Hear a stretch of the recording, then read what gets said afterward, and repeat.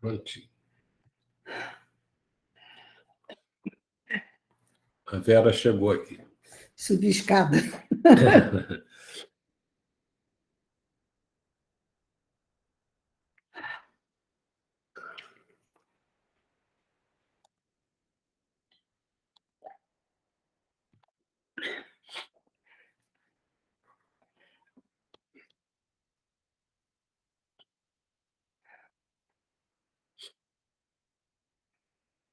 Apresentar aqui, fazer a apresentação do nosso trabalho, né?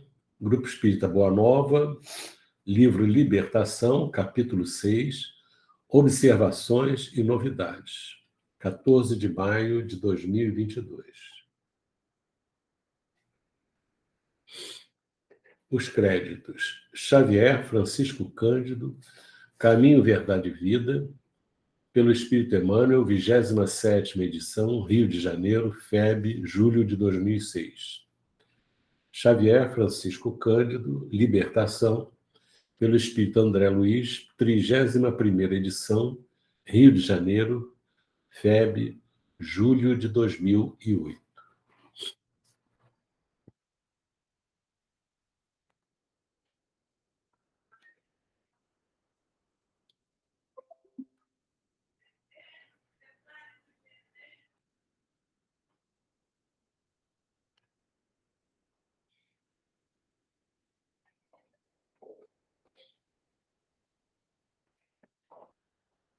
Vou fazer uma apresentação com o fundo musical aqui da vizinha cantando. A vizinha está cantando. Capaz de vocês ouvirem aí. Tá bom. Deixa eu ver para quem que eu vou pedir.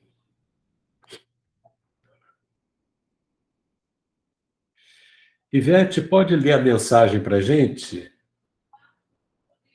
Vanderlei, para mim fica difícil para eu ler a toda. Tá bom. Então vou pedir a outra pessoa. Tá, meu filho, obrigada. Deixa eu ver aqui.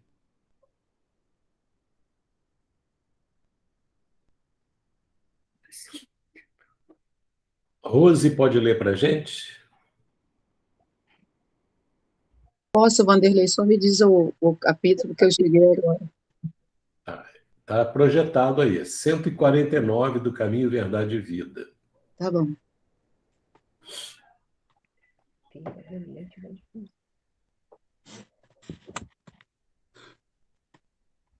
Vanderlei, desculpe que ainda não dá, tá? Tá eu ler bom. tudo. Na próxima eu já posso. Tá legal, querida. Tá bom. Obrigada. Propriedade. E o mancebo, ouvindo esta palavra, retirou-se triste, porque possuía muitas propriedades. Mateus 19, 22. O instinto de propriedade tem provocado grandes revoluções ensanguentando os povos. Nas mais diversas regiões do planeta, respiram homens inquietos pela posse material, ciosos de suas expressões temporárias e dispostos a morrer em sua defesa. Isso demonstra que o homem ainda não aprendeu a possuir. Com essa argumentação, não desejamos induzir a criatura a esquecer a formiga previdente, adotando por modelo a cigarra descuidosa. Apenas convidamos a quem nos lê a examinar a precariedade das posses efêmeras. Cada conquista terrestre deveria ser aproveitada pela alma, como força de elevação. O homem ganhará impulso santificante, compreendendo que só possui verdadeiramente aquilo que se encontra dentro dele no conteúdo espiritual de sua vida. Tudo que se relaciona com o exterior, como seja criaturas, paisagens e bens transitórios, pertence a Deus, que lhes concederá de acordo com seus méritos. Essa realidade sentida e vivida constitui brilhante luz no caminho, ensinando ao discípulo a sublime lei do uso, para que a propriedade não represente fonte de inquietações e tristeza, como aconteceu ao jovem dos ensinamentos de Jesus. Emmanuel, né? Emmanuel.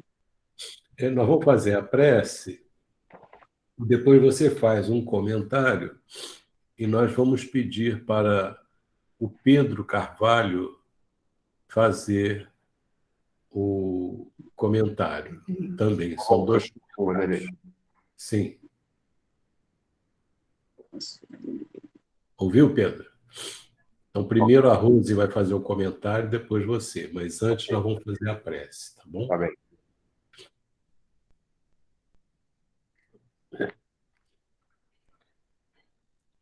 Senhor Jesus, Mestre querido, aqui estamos mais uma vez reunidos para nos beneficiarmos com os ensinos, os esclarecimentos, as revelações que os teus mensageiros trazem para nós, a fim de nos fortalecermos, Senhor, abrirmos os olhos, abrirmos os ouvidos, para que a tua mensagem encontre eco em nossos corações. Pedimos-te, Senhor, por todos aqueles que foram citados nos nossos envolvimentos, que eles sejam amparados. E te pedimos a permissão, Senhor, para darmos por iniciada a nossa reunião desta tarde. Graças te damos, Mestre querido, que assim seja.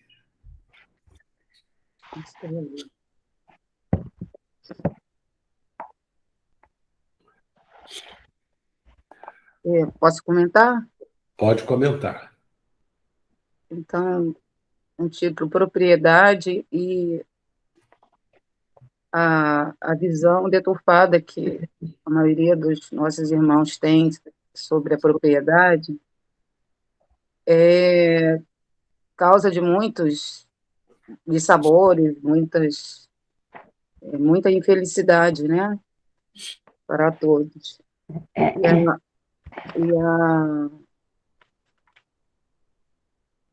Então, aqui fala que cada conquista terrestre deveria ser aproveitada pela alma, como força de elevação.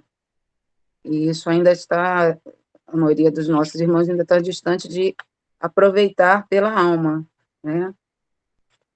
O que se aproveita é a matéria mesmo e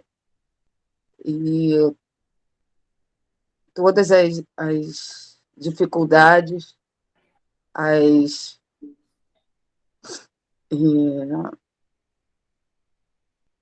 as, as, as como posso dizer, as situações, né, de tanta violência e infelicidade são por essa falta de conhecimento e também que essa frase aqui, ensinando ao discípulo a sublime lei do uso, né, para que a matéria não represente, né, a fonte de tanta inquietação, tristeza, e foi o que aconteceu com o mancebo, né, quando Jesus pediu para ele seguir, e ele tinha que deixar todas as suas propriedades e não seguiu. É isso. Tá bom. Agora pedir ao Pedro para fazer o comentário também. Então, eu acho que o principal ponto aí não é nem a posse ou a propriedade pela propriedade, né? Ou a posse pela posse, assim. Eu acho que o principal ponto é a gente colocar isso em primeiro lugar, esquecendo da verdadeira vida que é a vida espiritual, né? E colocar isso como uma meta, a última meta ou a principal meta de vida que a gente vem a ter aqui na Terra, ao passo que a gente sabe que a verdadeira vida não é aqui. E que esses títulos, né, as posses e tudo mais, isso na verdade deveria ser um instrumento, né, um caminho para a gente se aperfeiçoar, para a gente se aprimorar, para a gente ser mais resiliente, ser mais, enfim, conquistar as coisas do coração e as coisas do espírito, né? E não apenas as coisas materiais, como o resultado final da nossa existência aqui. E é o que acontece com grande parte das pessoas, até por ignorância, né? Por desconhecimento da vida espiritual, da vida futura. E aí o Emmanuel usou o exemplo aí do mancebo, né? Do jovem. Acho que é isso, Wanderlei. Tá bom. Eu gostaria de destacar uma frase dele aqui, né? O homem ganhará impulso santificante, compreendendo que só possui verdadeiramente aquilo que se encontra dentro dele, no conteúdo espiritual de sua vida. Né? Acho que é interessante isso, porque a gente leva o que está dentro da gente são coisas boas, sentimentos bons ou sentimentos ruins. A gente leva isso. Mas a gente está na vida exatamente para transformar as nossas conquistas como coisas boas. Tá bom. Vamos então para o nosso estudo do livro.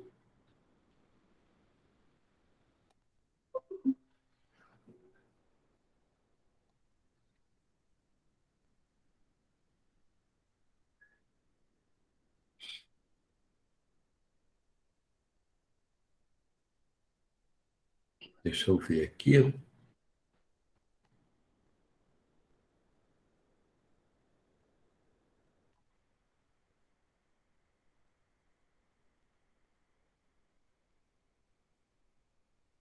Eu vou pedir para a Suzana ler, mas antes, Suzana, eu vou dar uma olhada aqui onde que a gente vai trabalhar, tá bom?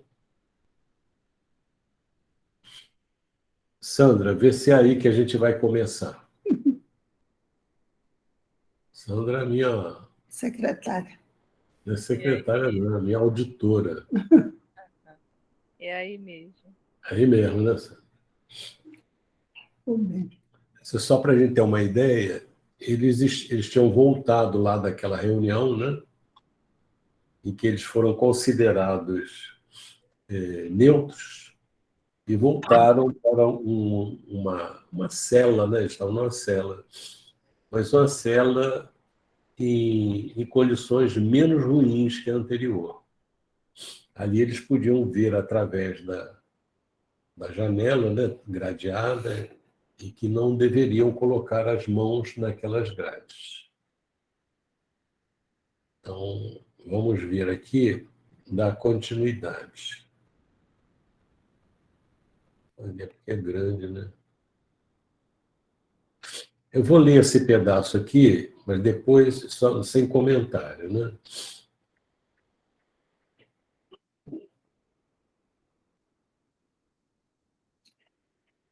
Sim, André, a coroa da sabedoria e do amor é conquistada por evolução, por esforço, por associação da criatura aos propósitos do Criador.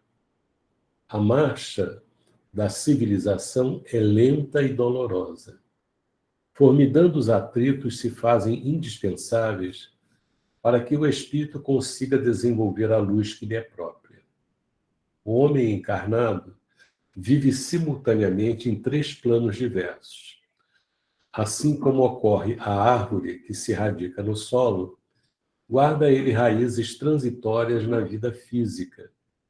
Estende os galhos dos sentimentos e desejos nos círculos de matéria mais leve, quanto o vegetal se alonga no ar. E é sustentado pelos princípios sutis da mente, tanto quanto a árvore é garantida pela própria seiva. Na árvore, Temos raiz, copa e seiva, por 3 processos diferentes de manutenção para a mesma vida. E no homem, vemos corpo denso de carne, organização perispirítica em tipo de matéria mais rarefeita e mente, representando 3 expressões distintas de base vital, com vistas aos mesmos fins. Segundo observamos, o homem exige para sustentar-se no quadro evolucionário segurança relativa no campo biológico, alimento das emoções que lhe são próprias nas esferas de vida psíquica que se afinam com ele e base mental no mundo íntimo. A vida é patrimônio de todos, mas a direção pertence a cada um. A inteligência caída precipita-se despenhadeiro abaixo, encontrando sempre, nos círculos inferiores que elege por moradia, milhões de vidas inferiores, junto às quais é aproveitada pela sabedoria celestial para a maior glorificação da obra divina.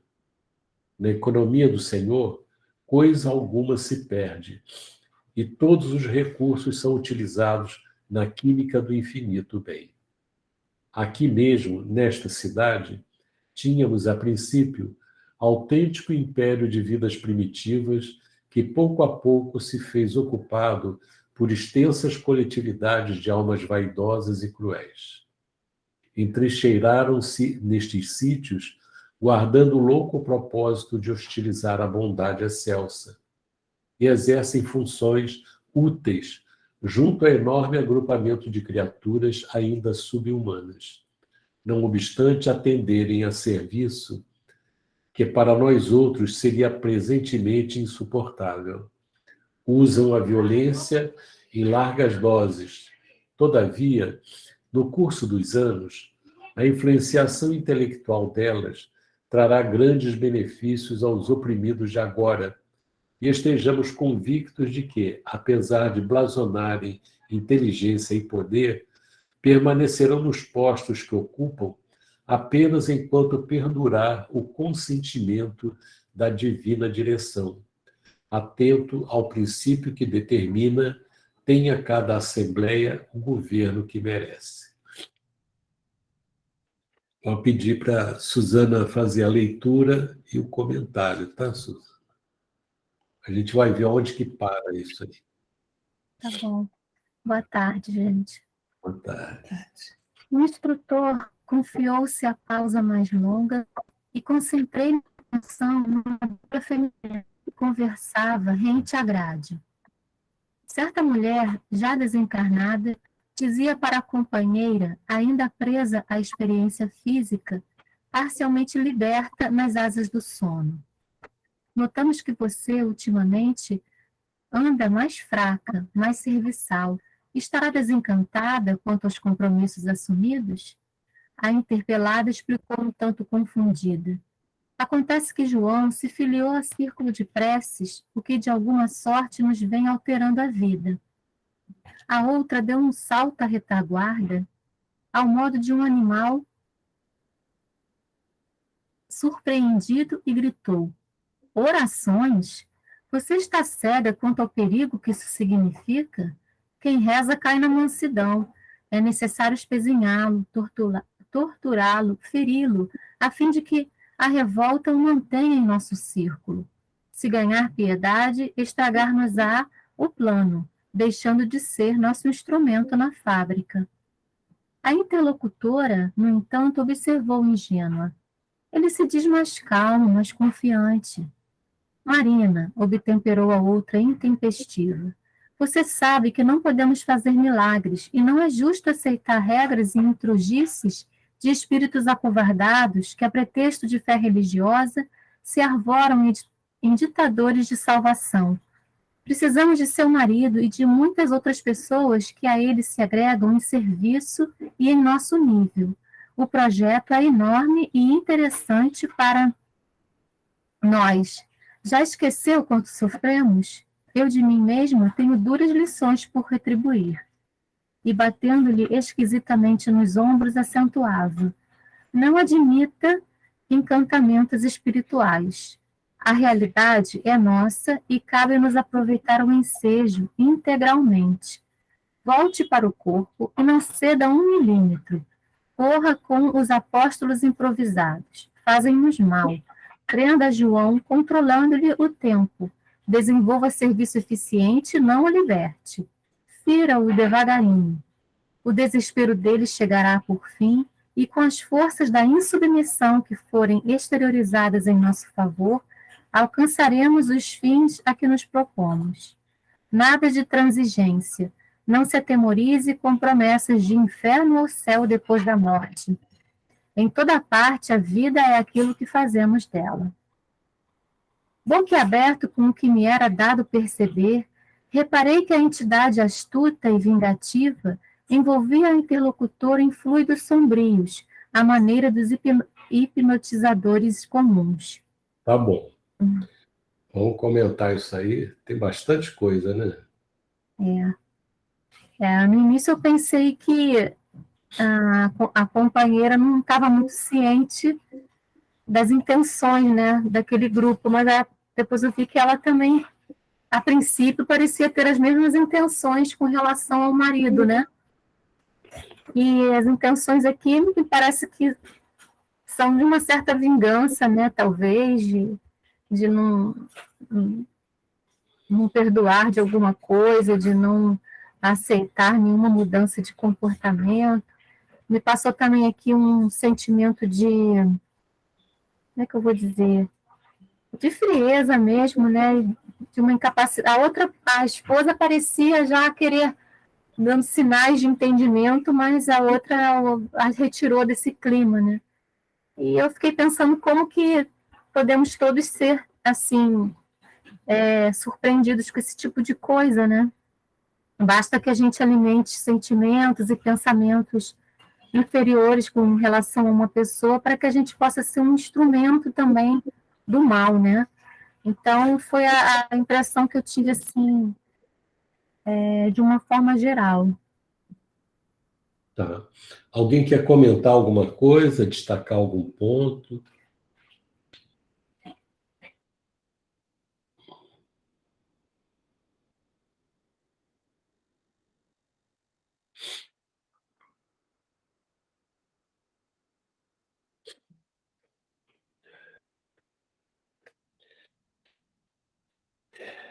Vanderlei, Sim. ela fala aqui da prece, né? Que esse movimento da prece estava mudando a vida deles, né? E não havia um interesse no espírito ali, nessa transformação. Eu não sei porquê, não sei a história, mas me parece que, a princípio, a esposa dele teria algum plano ali de não perdoar, de alguma vingança, e essa prece vinha como uma forma de reequilibrar essa família, né?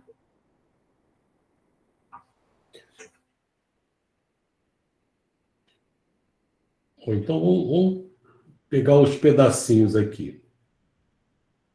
Primeiro, o André Luiz está ouvindo a conversa de 2 espíritos, 2 mulheres. Uma desencarnada e outra encarnada, né? Elas são inimigas?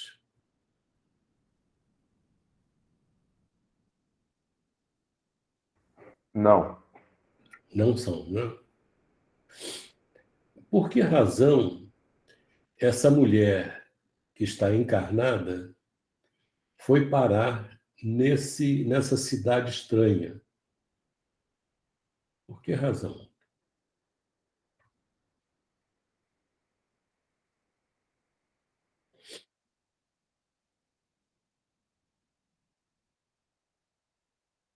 A mim me parece que eles assumiram um compromisso, né?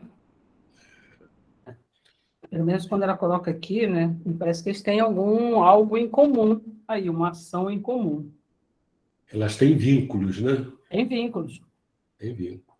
E quando ela fala assim, estar desencantada quanto aos compromissos assumidos, tem alguma coisa aí entre elas, né? Tem. Bom, então esse é um caso aí. Ela foi para lá, ela poderia ter ido para uma esfera superior, mas a a afinidade dela estava vinculada àquela região ali onde está essa mulher, né? E ela tá chamando a atenção dela, né? Notamos que você ultimamente anda mais fraca, mais serviçal. Estará desencantada quanto aos compromissos assumidos? Quer dizer, ela tem um...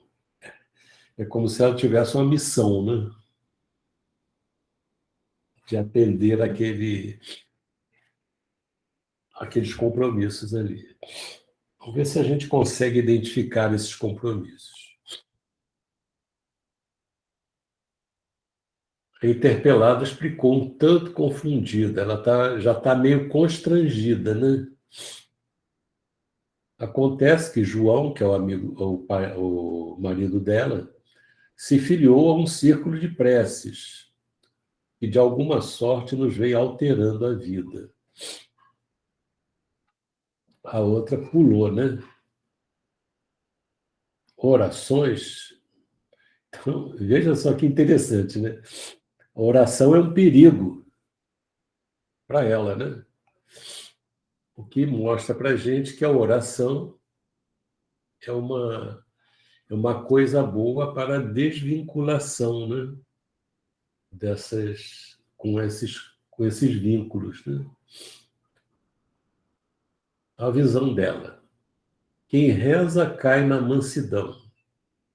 É necessário espezinhá-lo, torturá-lo, feri-lo, a fim de que a revolta o mantenha em nosso círculo. Se ganhar piedade, estragar-nos-á o plano, deixando de ser nosso instrumento na fábrica. O objetivo dessa mulher era simplesmente perseguir o marido dela, o marido da encarnada? Não, parece que ele era um meio de conseguir algo mais. Isso seria onde? Essa fábrica aí, né? Ela não falou numa fábrica? Isso, então seria na fábrica, né? Sim.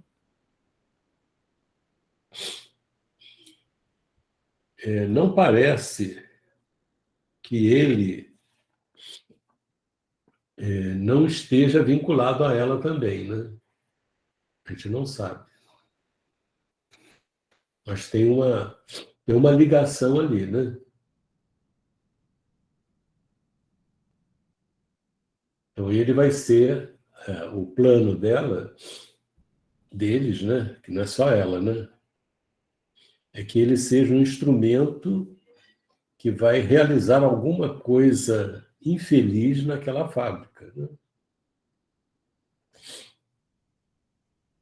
A gente não sabe o que é. A gente vê como eles interferem, atingem uma pessoa para atingir uma fábrica. Não é propriamente a fábrica, são as pessoas da fábrica e as pessoas que vão se beneficiar com aquela questão da fábrica, não é isso? Então, nesse processo, quando eles desenvolvem esse domínio, eles conseguem dominar a direção da fábrica, né? De alguma forma. Isso ocorre apenas nessa fábrica aí? O que vocês acham?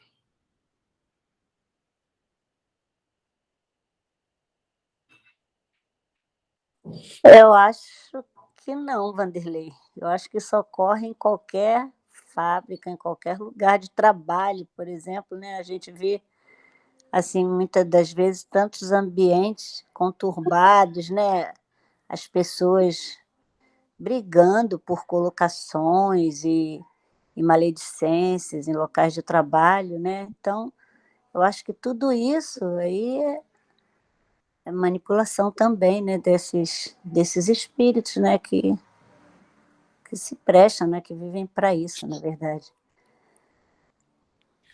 Isso pode atingir, por exemplo, um hospital? Sim.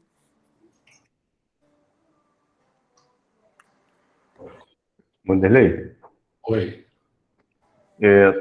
tô pensando aqui que, no caso, a fábrica,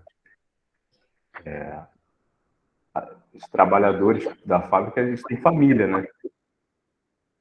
Então, essa fábrica ela pode ser um foco de destruição até das famílias das pessoas que trabalham, porque os espíritos acompanham, né? E aí, o camarada que está em vigilante, pode ser acompanhado aí por alguns espíritos inferiores e aí a fábrica sendo um foco ali de desarmonização e isso ocorre levar para a própria família, para dentro de casa, né? Vanderlei, Oi. quando você falou do hospital, né? Isso pode atingir um hospital. Eu trabalhei 31 anos no hospital e quando você falou, o hospital eu acho que é um local onde tem muito amparo, assim, né? Tem muitas equipes, né, espirituais ali assistindo, né, os enfermos. Então, é um local onde tem muita proteção, vamos dizer assim, né, onde talvez uma ambiência mais dentro de um hospital, tendo um instrumento como, vamos dizer, como esse, citado por esse espírito aí desencarnado, né? Dentro de um hospital, servindo a eles, é um canal para levar para aquele ambiente, né? Vibrações de nível mais inferior, né? Apesar de todo o amparo que tem ali, né? Quer dizer, o amparo espiritual só existe no hospital? Não, existe em todos os locais, né? Então, todos os locais estão sujeitos a esses investidos, né? Quer dizer, o amparo espiritual ele está em toda parte, né? Agora, a ação dos espíritos inferiores, geralmente contrários, esses inferiores que não compreenderam ainda o trabalho do Cristo, eles procuram se colocar contra, e toda a experiência positiva que vai beneficiar as pessoas, eles procuram trazer problemas, né? E aí vai depender da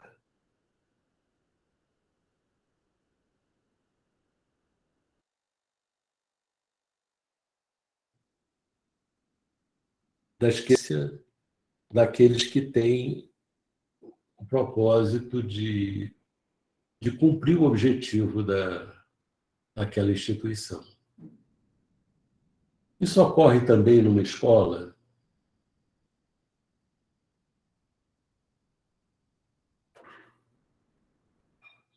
Também, né? Com certeza. Até na academia. É na academia, está vendo a testemunha aí, né? A escola, o Gustavo pode falar muito bem, né? A escola, quer dizer, aquele que dirige a escola, ele vai sofrer, vai receber o amparo e vai sofrer os ataques. Mas não só ele. A escola não é só uma pessoa, né? São os professores, são os funcionários, os próprios alunos. Então, esse quadro ele existe em toda parte, numa delegacia, num tribunal. A gente vai subindo aí, quanto mais a gente sobe, mais amparo tem, mais interferência inferior tem. Não é isso? Você vê, por exemplo, Jesus foi condenado por iniciativa dos religiosos, quer dizer, no Sinédrio, as pessoas foram, embora o amparo divino estivesse lá também, como em toda parte, as pessoas se renderam às influências inferiores e realizaram esse processo de condenação de Jesus, né? E, embora o juiz considerasse Jesus inocente, puro, sem mal algum, ele o condena à morte. Aí a gente vai subindo. Uma assembleia quer dizer, as religiões todas sofrem esses ataques e recebem amparo também. Mas o que vai... Aí a gente vê, por exemplo, uma assembleia de políticos num nível municipal, tem os dois focos. Os governantes municipais, estaduais, federais, também, as câmaras dos deputados, tudo tem um amparo, porque é um amparo para uma população. Mas existe também a influência, aquilo que a gente viu anteriormente, né? Que esses espíritos, eles procuram dominar as instituições de ordem material. E muitas vezes conseguem. Mas por que consegue? Qual é a grande brecha que existe que abre campo para essas atuações infelizes? Por que num hospital em que as pessoas têm o dever de suavizar as dores alheias, ocorrem situações dessa natureza? Porque no ambiente escolar, no Ministério da Educação, as coisas tomam rumos que dificultam o aprendizado. E aí a gente vai vendo tudo, né? Tudo envolvendo a coletividade toda. Por que razão? O que é que abre campo, que facilita? Que, olha só, o amparo divino é muito poderoso. Mas o amparo divino, ele respeita muito a liberdade das pessoas de escolher. É isso? As pessoas são livres para escolher, para fazer o que quiserem. Lógico que vão ser responsáveis pelas suas escolhas, pelo que fazem. Mas por que esse amparo, que é tão sublime, é tão poderoso, às vezes não alcança o objetivo e as hostes da inferioridade conseguem realizar o que querem? O que existe ali que abre campo fácil para essas entidades inferiores atuarem e dominarem? Por quê? Qual é? Como é que a gente pode identificar isso? Hoje de manhã eu estava lendo, né, estudando aqui, e eu me deparei num ponto que é o orgulho e o egoísmo. E eles falavam ali que os espíritos, eles inferiores, né, eles vão aproveitar dessas imperfeições que a criatura ainda traz dentro dela para se fazer instrumentos, né, do mal, de desequilíbrio. Na verdade, eles aproveitam aquilo que você tem dentro de você. Então, se você tem as imperfeições, eles vão atuar nesse campo da imperfeição aí. Aí fala que o orgulho e o egoísmo, eles são como a gente já lê aí, são as maiores chagas aí da humanidade, porque ele vai impedir vários vários sentimentos, né, que você tem dentro de você também, mas ele vai dificultar aí que você tenha indulgência, tenha caridade, tenha benevolência, tenha amor, ou seja, que você desenvolva esse sentimento de fraternidade, de amor aí. E aí dificulta tudo. Eu creio que é ainda a imperfeição do homem, ainda que vai fazer ligações com esses espíritos aí. Eles vão aproveitar as nossas imperfeições e as brechas que a gente vai ceder para que eles possam fazer o império que eles estão querendo fazer. Pelo menos assim que eu estou concluindo. É isso mesmo. Mas vamos dar um nome para o egoísmo? Uma coisa que identifica muito o egoísmo. Quando a gente fala egoísmo, às vezes fica uma coisa assim muito generalizada. Interesse pessoal, né? Exatamente. Interesse pessoal. É o interesse pessoal. Então, as pessoas, elas deixam de cumprir aquilo que devem cumprir por causa do interesse pessoal. Vanderlei? Sim. Desculpa, eu te cortei. Pode falar. Não, que eu estava lembrando, quando eu estive lá com a minha mãe na UTI, né? Ela fez a cirurgia, me chamou a atenção que tinha uma enfermeira ali muito diligente, muito mesmo. Ela ia de um lugar para o outro, ela atendia a todos, ela procurava, sabe, resolver tudo da melhor forma. E aí uma colega dela, ela estava lá no quarto resolvendo uma questão da minha mãe, e era a hora do lanche delas, né? Aí a colega dela falou assim, não, mas agora é lanche. Aí ela, não, mas agora eu vou primeiro resolver isso. Então, assim, ali aquela pessoa se destaca, né? Em colocar o serviço antes mesmo do seu próprio interesse, que ali era um interesse justo até, né? Daquele momento do lanche. Então, só queria falar que nesse assunto que vocês estão colocando, eu me lembrei muito dessa enfermeira. Depois eu até fiz uma prece por ela, porque depois ela não me viu, né? Mas eu vi ela pegando as coisas dela, indo para casa. Ela pensei assim, essa trabalha bem, assim, ela está cumprindo o seu... de uma forma, como é que eu vou dizer, além, né, da material. Aí eu só quis, desculpa até te interromper, né, que eu fiquei assim, achei assim... e a outra assim, não, mas você agora é teu horário, agora é hora, puxando a outra para olhar o seu interesse pessoal, né? E essa daí não, mas eu tenho... Porque a minha mãe estava com um problema no acesso. Então, assim, ela tinha que resolver aquele problema do acesso, senão ia demorar mais para o medicamento entrar. E a outra moça chamou, mas agora é a hora da sua parada, tipo, outra pessoa tem que vir aqui. Então, assim, mas ela falou, não, primeiro eu vou resolver isso, e depois eu saio. E aquilo me chamou a atenção. É isso aí. Então, às vezes, recursos que devem chegar, se materializar em equipamentos, em remédios, em qualquer coisa, em manutenção, às vezes, por interesses pessoais, esses recursos são desviados para outras coisas.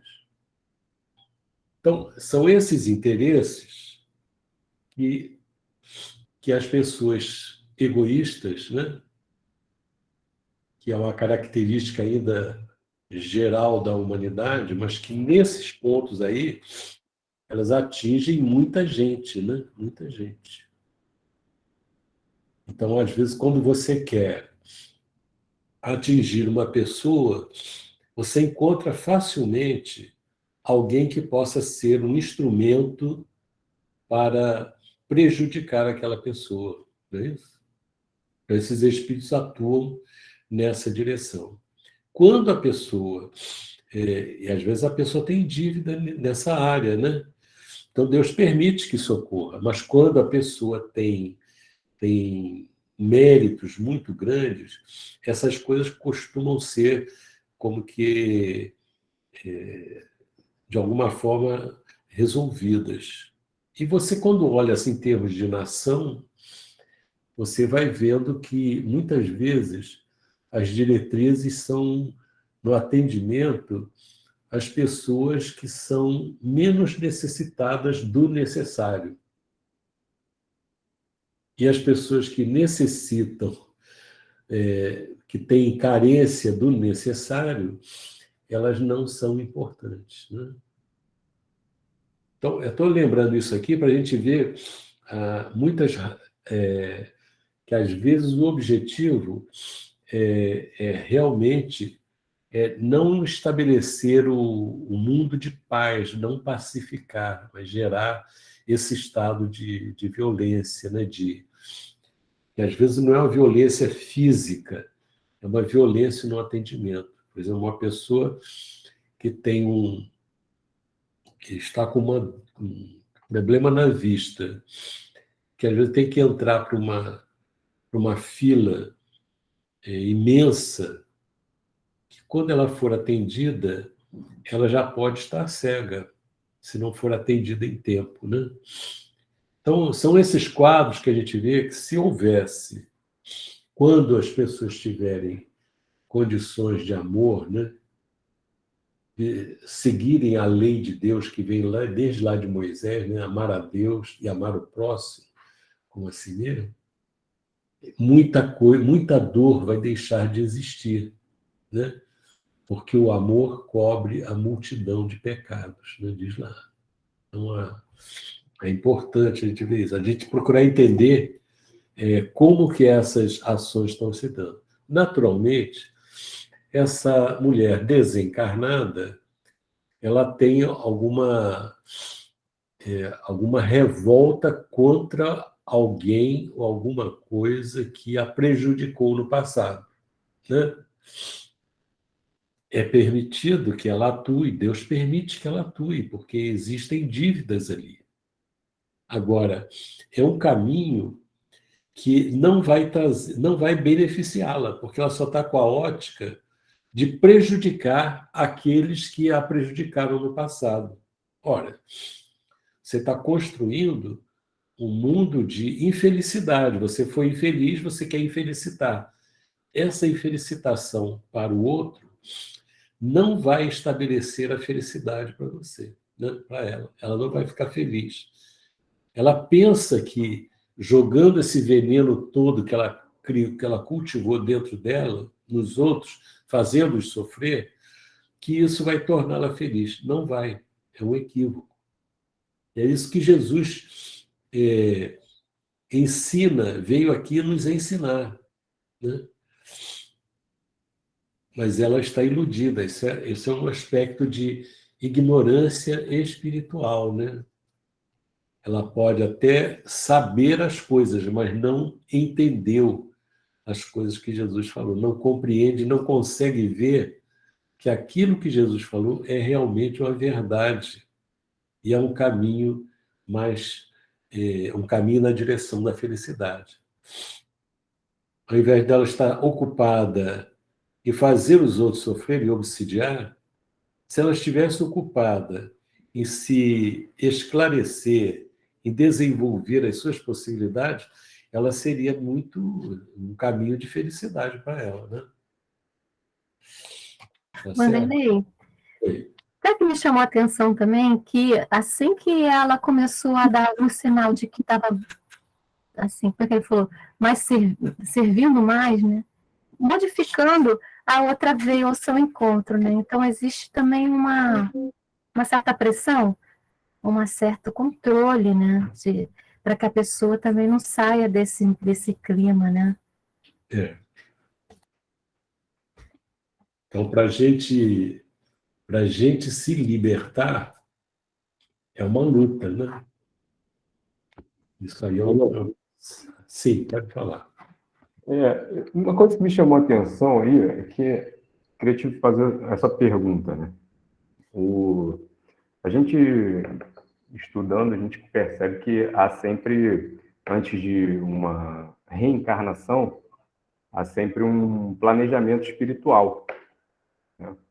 E aí, pelo que eu entendia, né, no início aí da conversa, parece que tem um planejamento espiritual inferior aí também, né?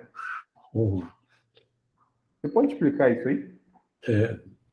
É verdade.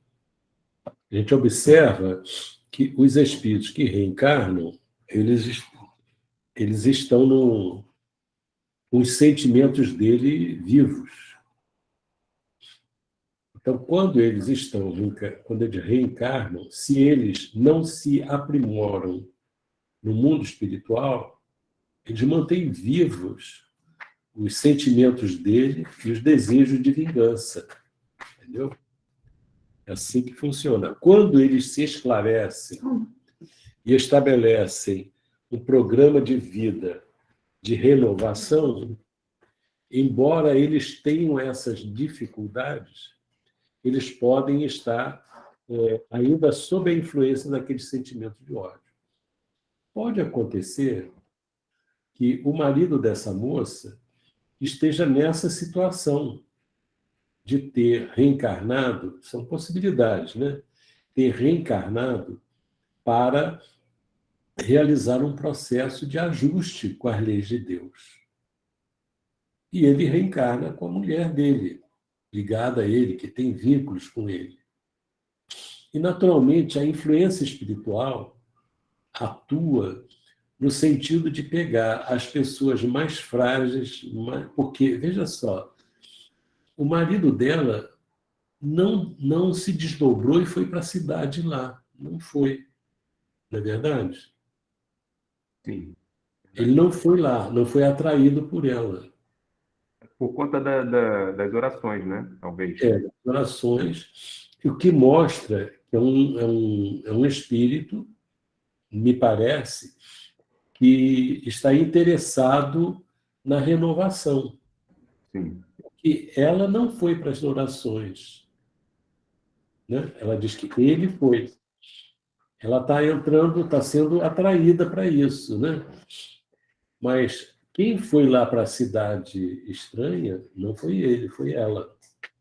Então pode ser que ele, como tem compromissos ligados a essa fábrica, a essas pessoas, não sei como é que é o negócio, ele tenha levado também a esposa, que de alguma forma tem ligações com essa questão aí. E ela é mais frágil, ela não tem a personalidade dele, né? Então, os que estão desencarnados manipulam, usam a esposa dele para desequilibrá-lo, né? Para que ele possa, desequilibrado, abrir um campo de influência deles. Assim que eu estou vendo, entendeu? Entendi sim. Tá certo? Obrigado. Porque as nossas vinculações, elas não acabam simplesmente porque nós fizemos um planejamento espiritual, né? Para uma nova encarnação. Vamos continuar aqui. É tanta coisa que dá para debater aqui, né? Olha só. Orações, você está cega quanto ao perigo que isso significa? A gente que é espírita, a gente gosta de viver perigosamente, não é isso? Perigo que a prece, que a oração provoca. Estudo também é um perigo. Esclarecimento é um perigo. Perigo para quem? Perigo para as ideias inferiores, né? Quem reza cai na mansidão. Olha, para ela, quem reza cai na mansidão? Não. Quem reza se levanta, né, na mansidão. Esse cai é no sentido de se tornar manso. Ora, quem se torna manso vai herdar a terra, não é mesmo? Você está cega, é um perigo você ficar manso, porque manso você vai ser bem-aventurado. Ela não quer que você fique bem-aventurado, quer que você fique desventurado, não é isso? Infeliz. É necessário espezinhá-lo, torturá-lo, feri-lo, a fim de que a revolta o mantenha em nosso círculo. Olha só. A revolta mantém a pessoa no círculo inferior em que ela se encontra, aquela região lá. Aí a gente vai vendo a obediência e a resignação. Se encontrar uma situação adversa no mundo, nós temos muitos modos de enfrentar as situações adversas. Quais são? As pessoas dizem, não, você tem que impor o seu modo de ser, é o seu direito. O que a pessoa está fazendo não é o direito dela. Ela está retirando o seu direito. É verdade. Está retirando. Mas quando você cai na revolta, o que você faz? Você parte para cima, parte para o confronto, parte para uma luta que, em termos de mundo, é louvável, mas nem sempre a pessoa conquista valores dessa forma. É uma visão diferente, né?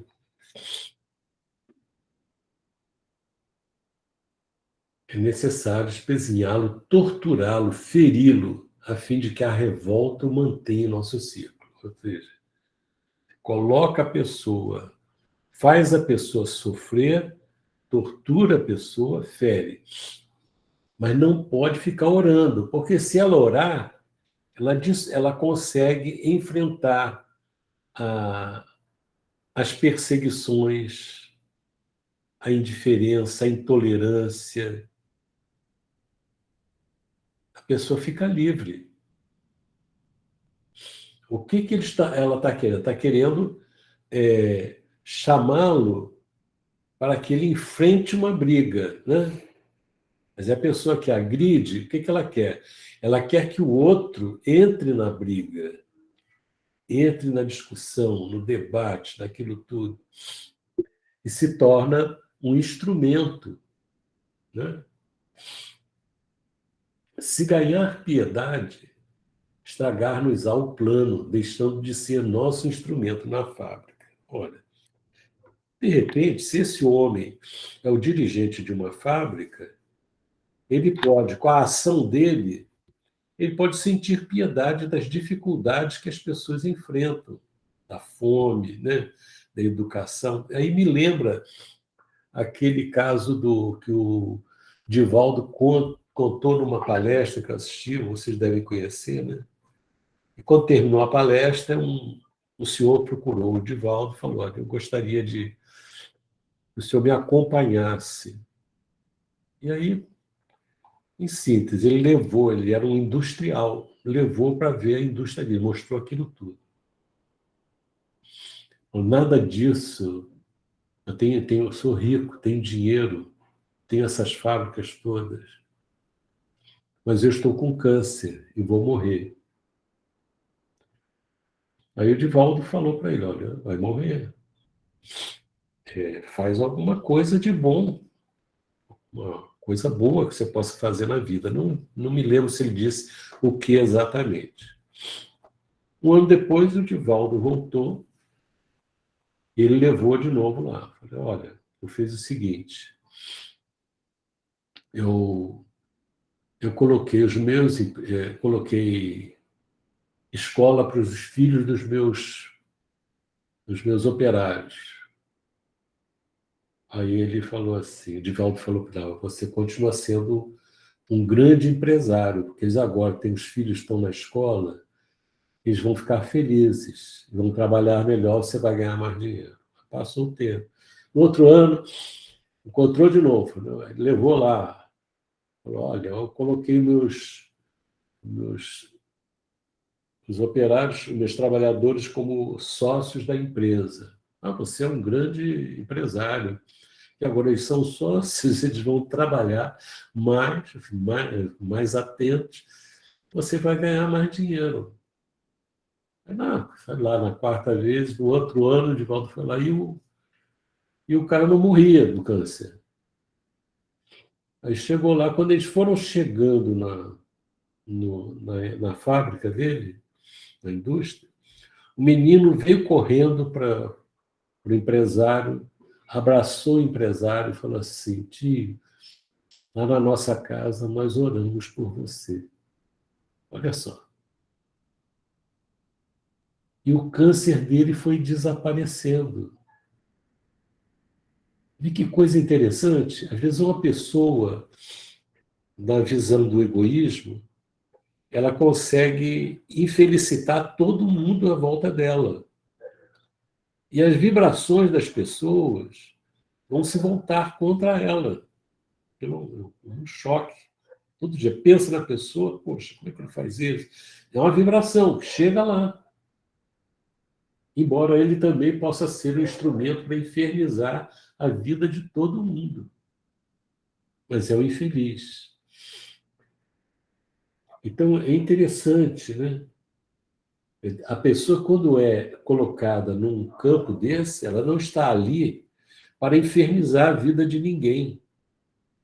Quer dizer, Deus permite que a pessoa vá para lá, ou a coloca lá, sei lá, para que ela beneficie as pessoas, facilite o crescimento espiritual das pessoas.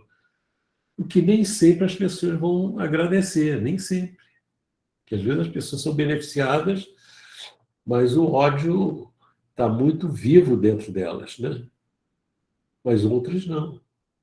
Então é uma forma da pessoa se liberar ajudando os outros, plantando o bem no coração dos outros. Então, o que ela quer? Ela quer que a mulher dele infernize a vida dele para que ele infernize a vida de alguém lá, ou da multidão toda lá. Né? Ela quer fazer, ela quer se vingar. Né?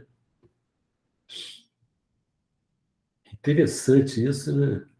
Aí a gente vai vendo como Deus é bom, né? E Deus está deixando ela fazer isso. Mas os trabalhadores de Deus, do Cristo, né, estão trabalhando na terra, estão envolvendo aquele homem, chamando-o para um ambiente de oração. Ou seja, Deus permite que as pessoas que estão com ódio de alguém porque foram feridas, que elas ajam livremente. Mas, ao mesmo tempo, Deus, o Cristo, coloca os seus servidores no processo de elevação dos espíritos aqui na Terra. Só que aí a decisão é de quem? A decisão é de quem quer ser feliz. Quem não quer ser feliz, continua fazendo besteira, né? Continua odiando, continua estabelecendo o clima desagradável. Ela quer fazer, Deus permite. Não é o que Deus quer que a pessoa faça, mas Deus permite. Mas vai responder por isso, né? Então a gente observa que a mudança das coisas não depende só de Deus. Por que Deus permite isso? Não, meu filho. Deus permite, mas Deus está trabalhando. Jesus está trabalhando, mandando os seus emissários, espíritos bons, esclarecendo as pessoas. Manda reencarnar. Reencarna com tarefas de renovação, de perdão, de amor e tudo. Mas essas pessoas têm que fazer isso. Ou seja, o mundo não vai mudar simplesmente pela vontade de Deus. Ele vai mudar porque a vontade de Deus é que nós nos esforcemos para mudar, senão não muda. Mas chega uma hora que Deus fala, não, isso não pode ficar assim. Então, quem não quer andar para frente e já tem uma comunidade com um número significativo para sustentar esse mundo, embora tenha as suas dificuldades, mas queira se renovar, então esses ficam, os outros vão para uma outra escola, para aprender melhor, para sentir como era boa a terra, as conquistas, como era boa a mensagem de Jesus, né? Então, é interessante, cada dia que passa, quando a gente analisa isso, a gente fica assim admirado da sabedoria de Deus, que não nos tira a liberdade, coloca limites para nós. O pessoal que está no mal tem um limite lá na frente.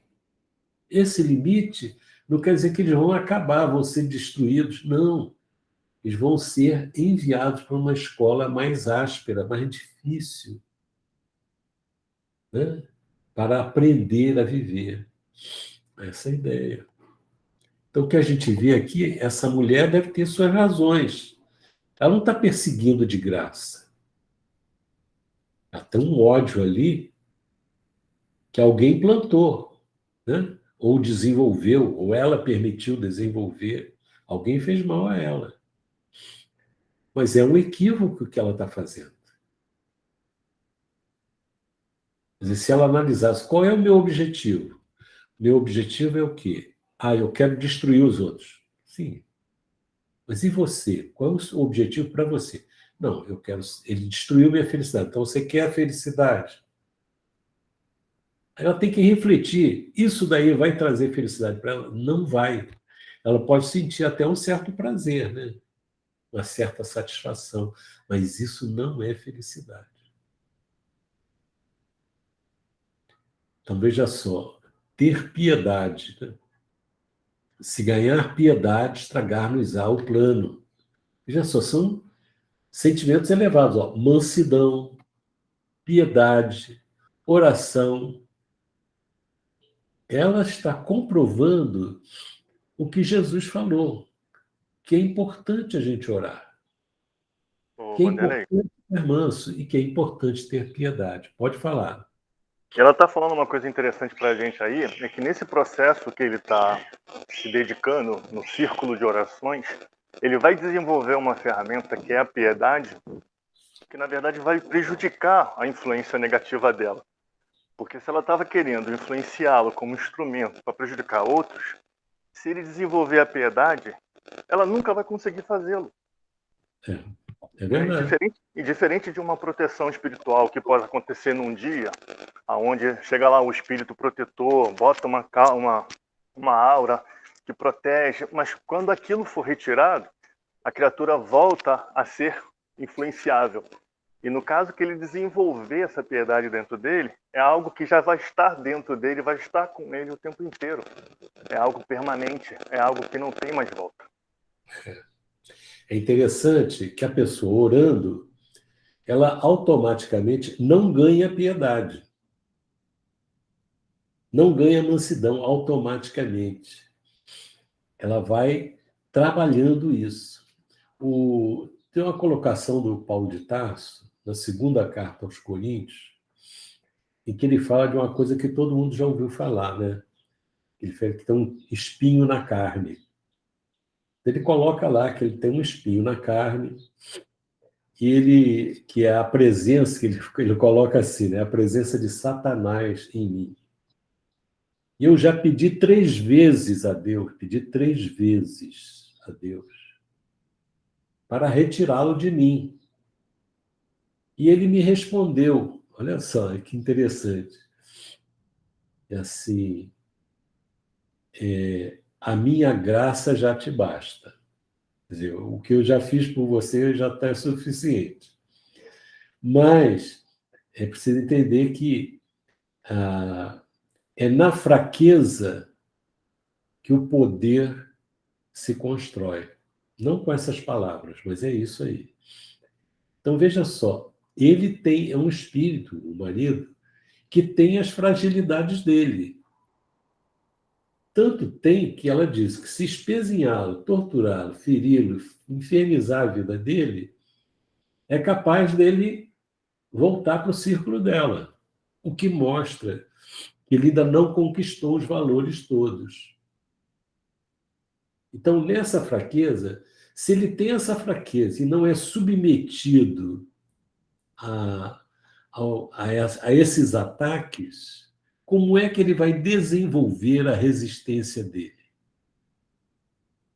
Então, é importante a gente pensar o seguinte: o fato de crer em Deus, crer no que Jesus falou e tudo, não resolve o nosso problema. Nem é para nós pedirmos para ele retirar todos os acontecimentos desagradáveis. Tem que pedir o quê?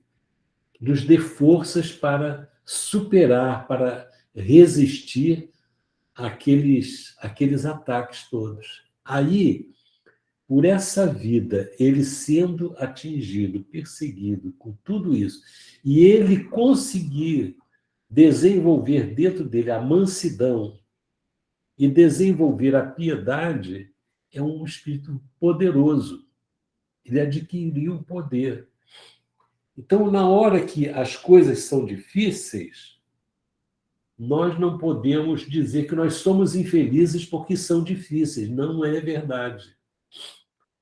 A dificuldade é que nos vai fortalecer, não automaticamente. Vai depender da nossa posição perante aquela adversidade que surge. Muito legal. Quer dizer, a ação dessa mulher nos abre um campo para entender o contrário, como vencer essas dificuldades. Você acha que Jesus não teria o poder de chegar para ela e falar, minha filha, sai daí. Claro que teria, mas não quer.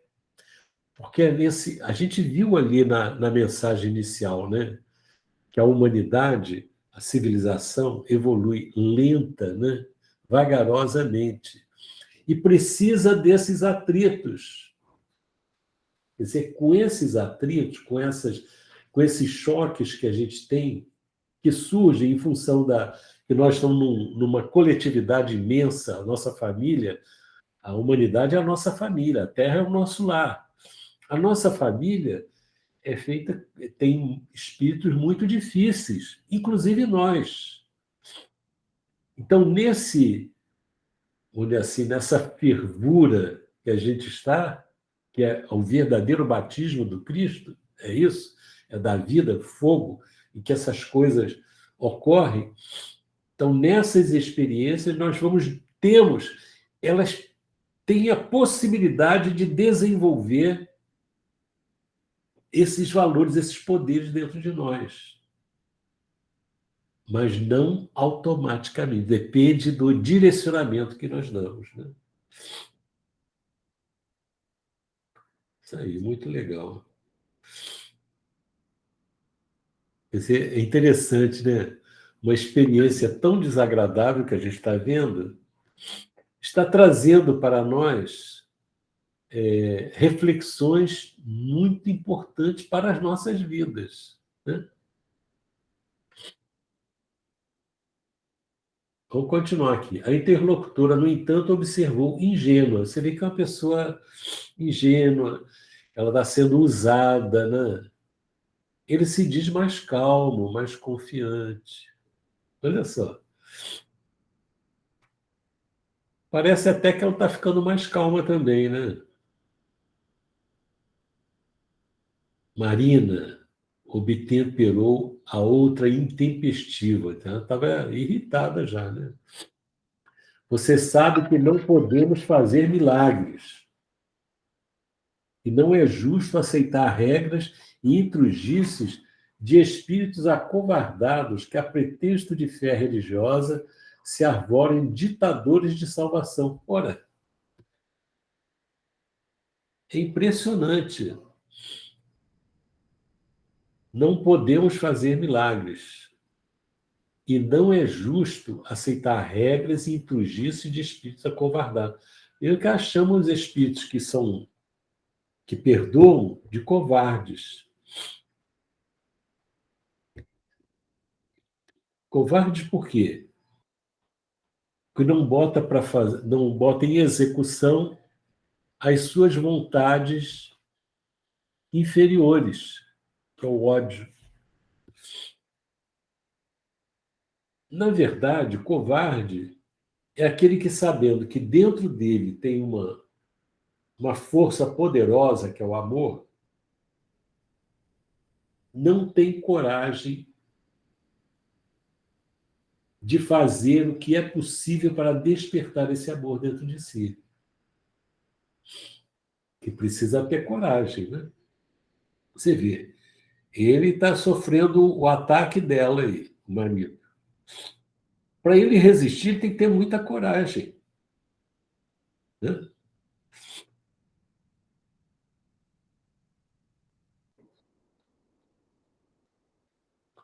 Não é justo aceitar regras. Ué, existe uma coisa no mundo que é a lei de amor. Você não aceita a lei de amor, você vai viver infeliz eterna enquanto você permanecer nessa atitude. Não aceite. Deus permite que você não aceite. Você prefere o ódio? Tudo bem. Depois você vai perceber que esse caminho não traz felicidade, né?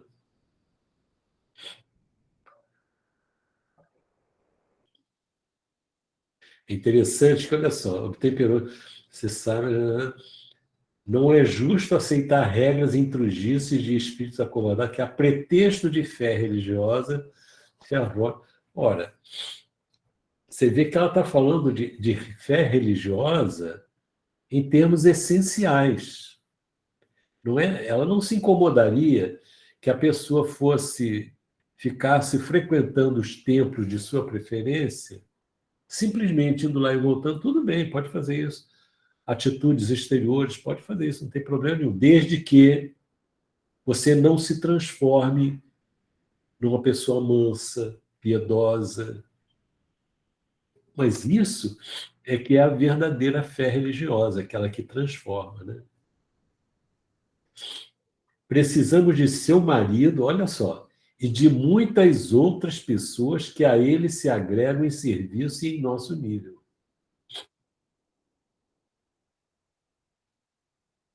Olha só, é uma coletividade que está sob a influência dela, né?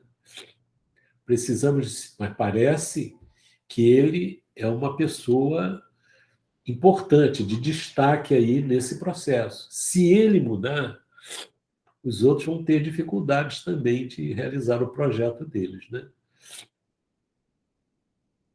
Precisamos de seu marido e de muitas outras pessoas. Ele pode ser uma liderança, pode não ser o dono da fábrica, mas pode ser. Pode ser uma liderança,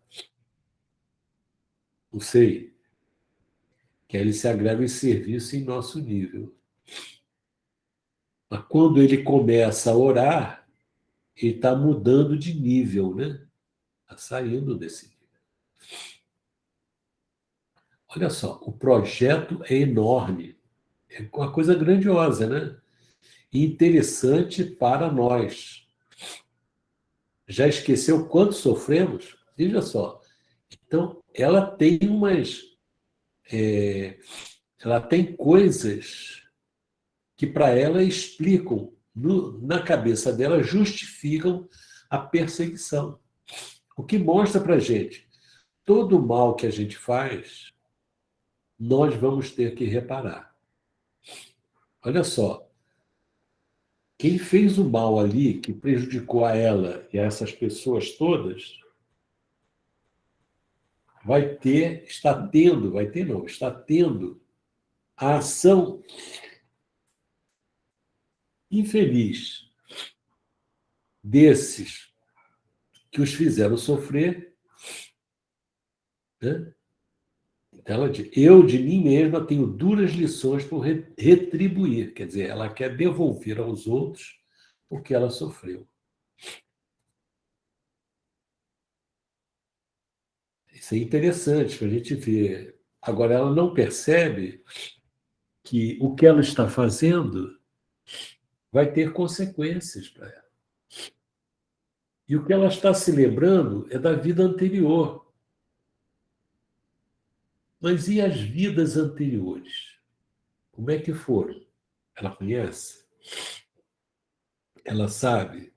Se na anterior foi ela que feriu, e na outra anterior à anterior, né?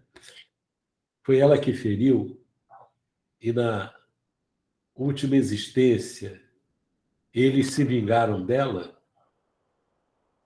aí isso não tem, enquanto não se estabelece o perdão, a piedade, o entendimento, nada acaba. Nada acaba. Eu estava ouvindo hoje aquele Ariel, aquele jornalista argentino, né, falando sobre a Ucrânia, e disse que a Ucrânia, ele fala assim, é um sofrimento desde quando... Olha, eu fiquei impressionado. Desde quando os turcos estiveram lá, eles devastaram. Depois vieram os russos, devastaram. Vieram os alemães, tomaram dos russos. Depois os russos tomaram dos alemães. E cada vez que faz isso, mata muita gente. Depois liquidaram todos os judeus. Ou seja, é uma região em que a gente percebe ali que é um processo de ora é um que destrói, ora é o outro que destrói a comunidade de espírito. Estou falando de país, não. Os espíritos que reencarnam, eles sofrem o ataque dos outros que estão reencarnados e dos que estão ali. Ele fala assim, é um ambiente assim, muito difícil. O jornalista. A gente, com a visão espiritual, a gente vê que essas coisas têm ascendentes espirituais, não é uma coisa gratuita, as coisas estão... E ninguém tem razão, né? Se você olhar em termos espirituais, agora, aquele que toma a iniciativa de ferir, esse é o mais responsável, né?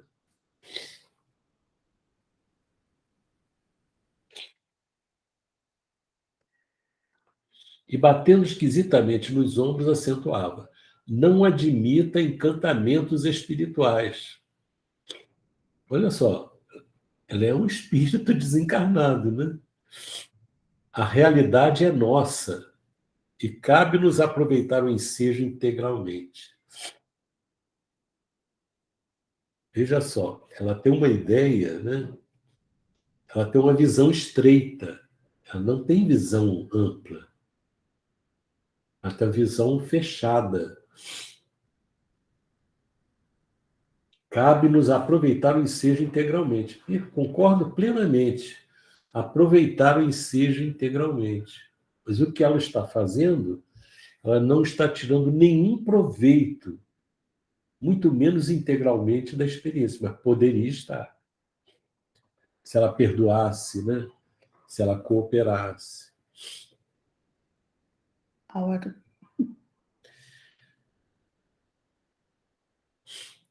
Volte para o corpo e não ceda 1 milímetro. Corra com os apóstolos improvisados. Vamos deixar essa parte aqui, a gente retorna nesse ponto aqui, tá bom? Que já o nosso tempo passou.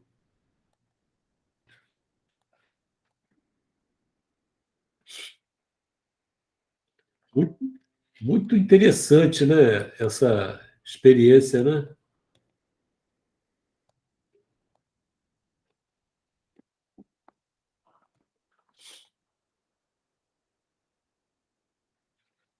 Tá certo? A gente continua no sábado que vem com essa história aí. Alguém quer colocar alguma coisa?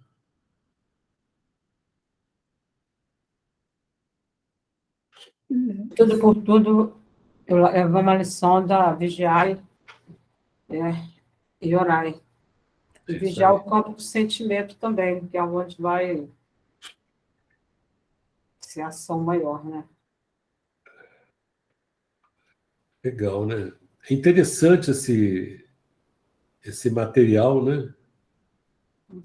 Impressionada, eu fico impressionada. Não só impressionada, mas como bastante reflexiva sobre isso, né? Ninguém está livre disso. É. A gente viu lá naquele outro momento, né, ele dizendo que esses espíritos tentam dominar o mundo, né? Aqui a gente está vendo um trecho, né? Um exemplo, um caso, né? Um caso, estudo de casos de domínio. É isso aí. Vanderlei, Oi. esse diálogo, essa situação onde esse desencarnado com o encarnado estão conversando, nesse momento parece que a situação deles é como se eles estivessem, na verdade, na experiência física, porque eles entendem que encantamentos espirituais não seria daquela esfera, né? Então, aquela conversa se dá como se o encantamento espiritual dos anjos do bem, como ela imagina, se daria em outra situação. Então, assim, eu penso que, para o nosso entendimento, que já temos algum esclarecimento, guardar qualquer ressentimento no coração, as coisas que acontecem, devem fazer com que a gente se projete num ambiente desse muito rápido. Porque se com todo o conhecimento que nós temos, ainda asilamos algum tipo de mágoa a ponto de nutrir um ódio, uma raiva por alguém, isso, na verdade, ganha uma força enorme. Diferente de uma pessoa que não tenha conhecimento e que só de repente trabalha com os impulsos do coração. Ora tem muita alegria, muito amor, ora tem muito ódio. Para aquele que já tem alguma visão do benefício que o Evangelho de Jesus traz, esse que guarda algum tipo de raiva por algum momento, essa raiva deve ser muito forte, muito poderosa. E aí deve abrir um portal muito rápido para um ambiente como esse. E a gente se vê, de repente, preso. A gente vê que essa mulher, ela está obsidiando a outra, ela deve ter uma parcela dentro dela de amor por pessoas que a ajudaram, né? Mas ela se deixa levar mais por esse ódio, por esse ressentimento, pelo que sofreu.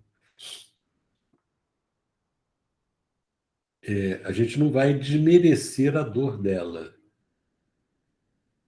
A pessoa entrar nesse clima, ela foi muito espezinhada. Agora, o que a gente tem que levar em consideração é que, exatamente por isso, por ela ter sofrido muito, deve ter sofrido muito, e ela deveria buscar respirar num outro clima. Porque Jesus falou lá, né? Bem-aventurados os aflitos. A pessoa que sofreu injustiça, sofreu a perseguição, sofreu tortura, poxa, é uma pessoa que é bem amparada no mundo espiritual. Ela só não é amparada porque ela desceu ao nível daqueles que a agrediram. Isso que a gente tem que trabalhar. Quer dizer, quando nos defrontarmos com uma situação dessa, a gente tem que lembrar o seguinte: olha, pior coisa não é sofrer a perseguição, a calúnia, a tortura, a injustiça, a violência. Isso não é o pior. O pior é você ser injusto, é você ser violento, é você caluniar, é você ferir, é você torturar. Isso é que é ruim, que é o pior. O pior é isso. Momentaneamente, parece que o pior é essa situação que você está sofrendo. Mas, na verdade, aquele que está fazendo isso, ele está se comprometendo muito. Então, isso é o que é o pior. Agora, eu não preciso, eu que já sofri, no caso dela, ela que já sofreu isso tanto, que ela não precisa sofrer mais. Se ela buscasse ajuda espiritual, ela teria. Porque ela foi ferida, ela foi felicitada. Né? É isso aí. É essa visão que Jesus traz, né? É uma visão diferente. Diferente e verdadeira. Tá bom, minha gente. Então, nós